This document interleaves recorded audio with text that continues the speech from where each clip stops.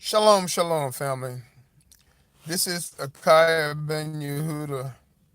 Actually, Akaya Hisquel Yisrael Ben Yehuda. Akaya Ben Yehuda on Facebook. Um, we're looking at the title for our topic today. First of all, let me say thank you for tuning into In Light of Truth.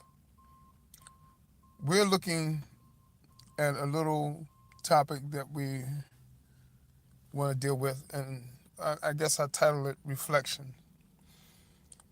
And in reality, we as a people, Hebrew Israelite people, not again, I can't, I have to really point this out because so many of us are talking about our faith and different things of that nature, but and people we getting people misconstrued that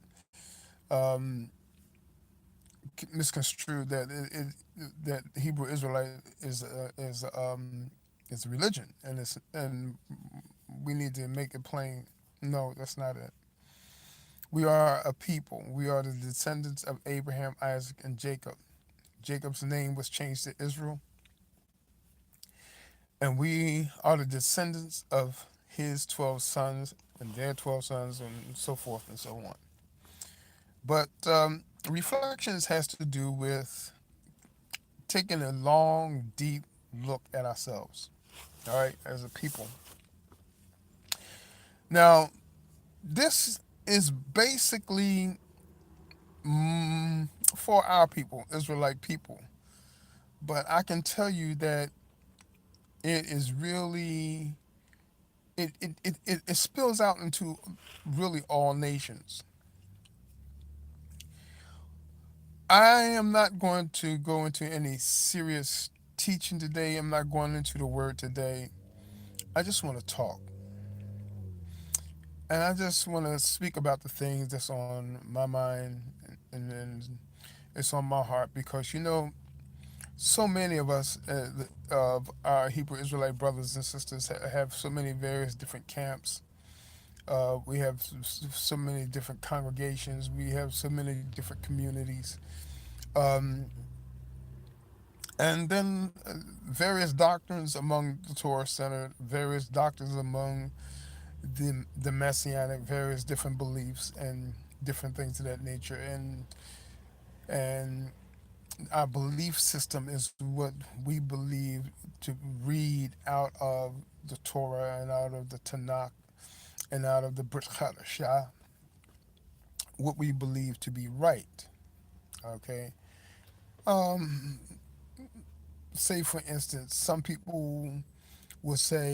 of our people will say we're not supposed to keep the Passover here. We're not supposed to do this here in our captivity. Others say that yes, we are because we're. Moshe said that when we come into the knowledge of who we are to keep all these commandments. Okay, and then some people say, well, he's talking about the 10 basic principle commandments, and we have so much stuff that's going on, and we worry about so many various different things. We worry about what's going on in our homeland that we are not in. Well, there are some Hebrew Israelites that are there, but we as a nation, a whole nation, are not there in our homeland, which is called the land of Israel today, which is really only a small portion of the true borders, and we know that. But but we're so worried and coming about what's going on with the various different nations and different things of that nature that we forget that we have a job to do here, right here where we're at, until the Almighty um, gets us back in our homeland, or until we even go back to our homeland. And even then, if we turn and move to our homeland, um, we still have a job to do while we're in the land of the living. There's a work we have to do because there are things that are in both in Torah and in the Brit Hadashah that tells us that we as a nation of people have a not have a desire to do, but have an obligation to do, and that's to take care of the poor, the needy, the fatherless, the widow, and different things of that nature. And we can be very, very, very dogmatic about spending our money to help someone else, or work with some, or work together, or pull together and build together, and or to be a part of something that someone else is doing. We always seem to want to have the thing that people are doing. Let's say, let me take that back. We always seem to want people to support what we are doing, but how many of us are supporting some work that somebody else is doing? Um, Say, for instance, you have a podcast. You want people to support, your podcast and different things of that nature. You have people that you want people to come and join your work in your ministry, but um, and your teaching and the different things. But how many of us are out there actually helping to support those people out there that are suffering, um, and different things of that nature? And now listen, this is not just for Israel. And now I'm saying, I'm talking to us as Israelites. This is important to us as Israelites because Yah gave us commandment, and also he gave us even in the Psalms, blessed is the man that considereth the poor. You know, Yah will deliver him in the time of trouble. And different things. It's these things, and there are commandments that tells us to take care of the fatherless and the widow, and different things of that nature, and the poor. Now, we get technical when it comes down to to our money. We'll say things like, well, we supposed to let them glean the land, glean the field when we're not in our homeland. It doesn't matter. It doesn't matter. Don't be so um, hell bent on not, and I'm saying hell bent on not seeing what Yah is saying. Yah is saying, take care of those that are less fortunate than you. Um, and I'm saying this because, oh yes, I have something that's going on. I have a nonprofit organization that I'm looking for support so that we can get to help clean up some of the homeless people and stuff like that. And yes, and to get them off if we can eventually get them off the streets and get them into jobs, and to give them some self-respect and dignity and help them become um, self-sufficient and different things of that nature. But that doesn't happen unless we pull together. Um, um, this is a thing that is needed. I'm gonna share, and I'm just speaking, man, because it's things in my heart. I mean, for real. It doesn't take a few people to give a whole lot of money, give thousands of dollars to get a building and to help implement this thing. It doesn't take all that. It doesn't take a few people to give a great amount of money. You know what it takes? A lot of people to give a little bit of money. To give a little bit of money, and we can get that building. What would the hygienics house be about? It's a place where the homeless, the homeless, but not just the homeless, and the poor, people that are poor, or let's just say, for instance, something happened like right now, this thing that's going on with the government, with the government, it's shut down, right? It's shut down. And a lot of people are struggling even with that. Now, these people that have jobs with the federal government, all that money that they have had and has had, right now, are suffering.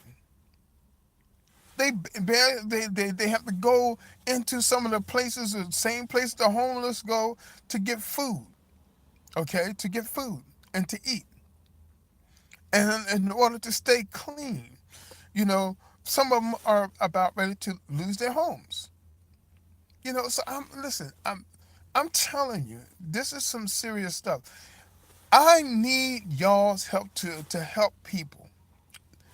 If everyone would be just kind enough, just to have enough compassion, enough concern about someone other than ourselves, if we could just invest in ministry to give to, even if you don't give it to my organization, but find an organization that you believe in and give $5, give $10.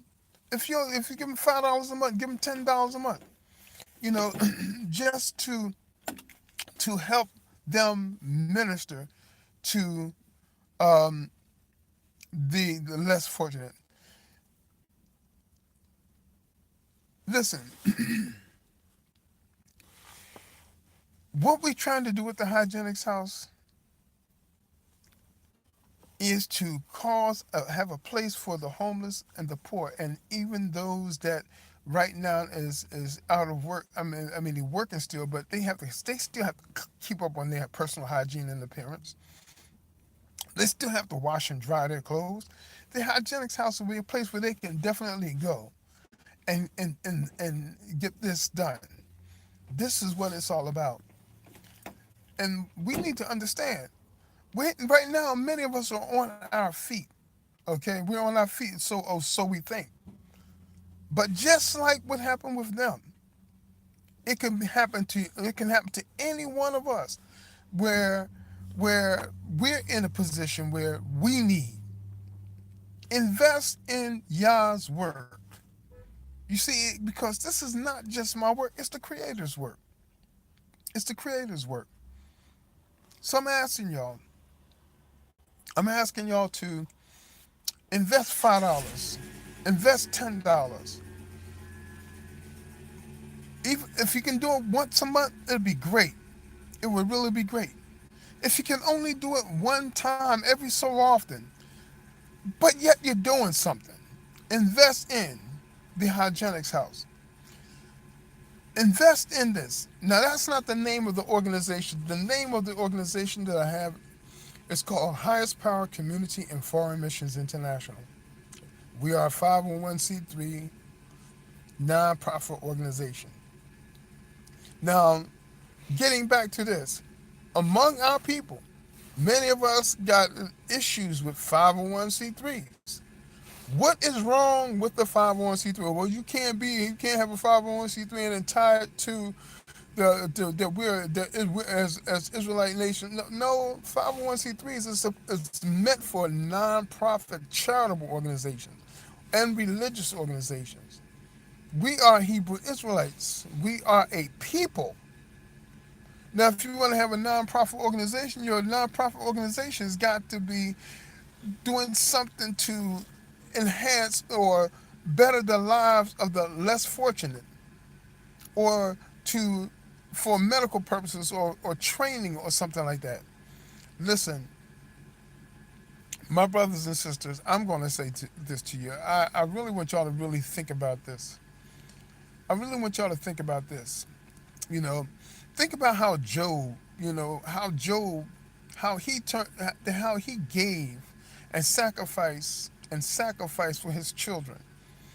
His children, uh, daily, offerings for sin offerings and different things of that nature, and how he gave alms to people.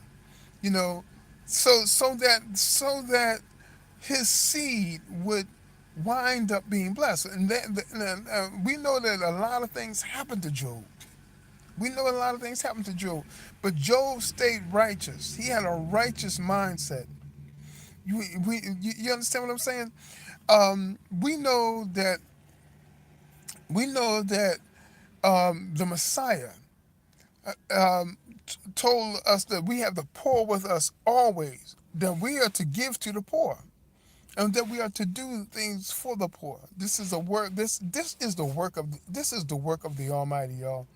You know, you that are teachers out there, you're doing a great job. You're doing a great job when it comes down to teaching certain things.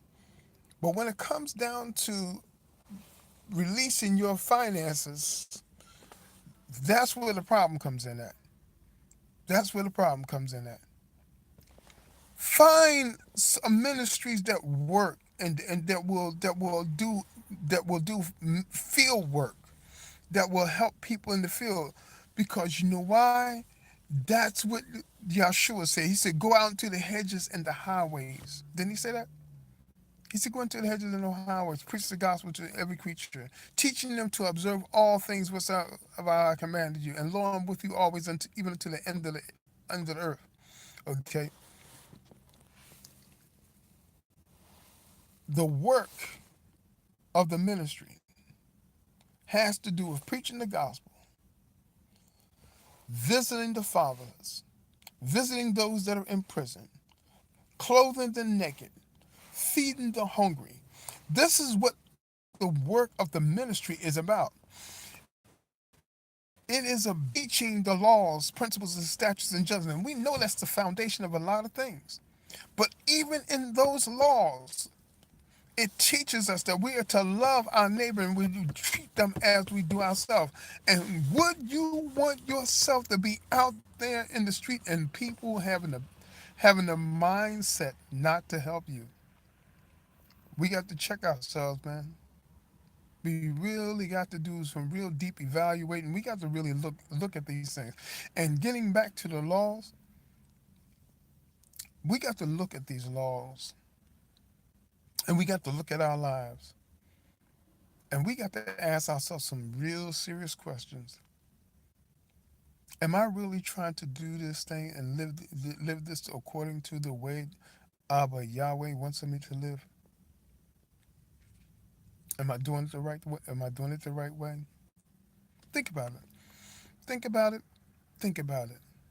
You know, how can we say we love Yah and we bring the things before Him that He hates? That He hates. If we look at technology today, if we look at technology today, when Yahshua returns, do you think He's going to have us living in this quote unquote modern age type of thing, and we'll still have planes and we'll still have things that's polluting his good old earth? You still think we're gonna have those conveniences and stuff like that? You think that's what it's gonna be? You think we're gonna have this stuff that's gonna be polluting his oceans and no, no. He's gonna return. He's gonna make things new. He's gonna make all things new. But I can tell you that man's technology is going to be obliterated. He's going to wonder, what did we do? How did we affect and how did we enrich somebody else's life? How do we treat the poor? How do we treat those that are less fortunate? Did we love those that hated us regardless to them? Did we do that? Did we do that? And the reason why I say it's not just for us, it's for every person out there. Every person out there. You see, when Yah made man, He made man out of the dust of the earth. He made him out of the dust of the earth. And all nations came out of man. All nations. This hatred, this malice, and all this stuff that we get, all this stuff that we listen. Yes, Yah came to Israel as a nation of people, but before Israel ever was, there were nations. Before Israel ever came into being, there were nations. There were nations. Noah, Hanok, He was one of a nation, and out of him, Shem, Ham, and Japhet, all three of them, by them was all the world repopulated. So think about this thing. Think about this thing, man. Think about it. Sit down and evaluate. Take a long, hard, deep look and ask yourself a question. If Abba Yahweh is good to to all these people, and even his sun comes upon the just, his sun comes upon the unjust, his rain comes upon the unjust, his rain comes upon the just, his snow comes upon the just, his snow comes upon the unjust. There is a time for everything, man. And this is not the time for us to be having hatred towards one another. We do not have to live in sin. He told us to be set apart, to be different. But I find a lot of us are acting just like the world in our attitudes, in our disposition, in our want to strike back. Let me share something else with you. Like I said, I'm just talking. Yah said, vengeance is his. He have a great day. This is in the light of truth. Shalom.